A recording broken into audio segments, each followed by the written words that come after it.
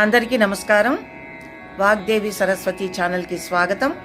నేను విశాలక్ష్మి శిష్ట. చిన్న తప్పే తెలియక చేశాం, వాళ్ళు పెద్ద తప్పు చేశారు కాబట్టి నాది లెక్కలోకి రాదు అనుకుంటూ ఉంటారు చాలామంది. భీష్ముడు చేసింది కూడా చాలా చాలా చిన్న తప్పు.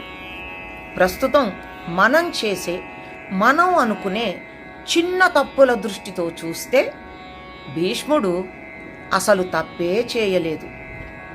ద్రౌపది వస్త్రాపహరణం సమయంలో అన్నీ తెలిసి కూడా మౌనంగా ఉండిపోయాడు. ద్రౌపది కూడా అడిగింది, నేను ధర్మ విజితనా లేక అధర్మ విజితనా అని. కానీ భీష్ముడు నోరు మెదపలేదు. దాని ఫలితం కదలడానికి కూడా వీలు లేకుండా భుజాల నుండి పాదాల వరకు బాణాలతో నిండిపోయింది శరీరం. 54 రోజులు అంపశయ్య మీద ఉన్నాడు. చిన్న దెబ్బ తగిలితే గిలగిలలాడిపోతుంది ప్రాణం. అలాంటిది ఒళ్ళంతా తూట్లు పడి ప్రాణం పోకుండా 54 రోజులు ఉండడం అంటే ఆలోచించండి ఎంత ఘోరమైన పరిస్థితో. మరొక అద్భుతమైన విషయం ఏమిటి అంటే భీష్ముడు పరమ భక్తుడు.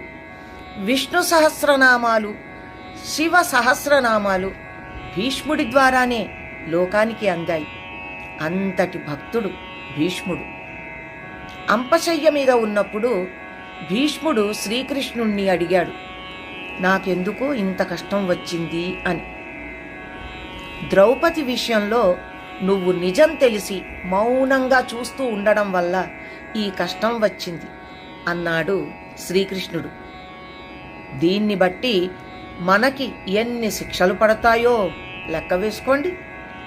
తెలిసి దూకినా తెలియక దూకినా అగ్ని దహిస్తుంది, నిప్పు కాలుస్తుంది, నీరు ముంచుతుంది.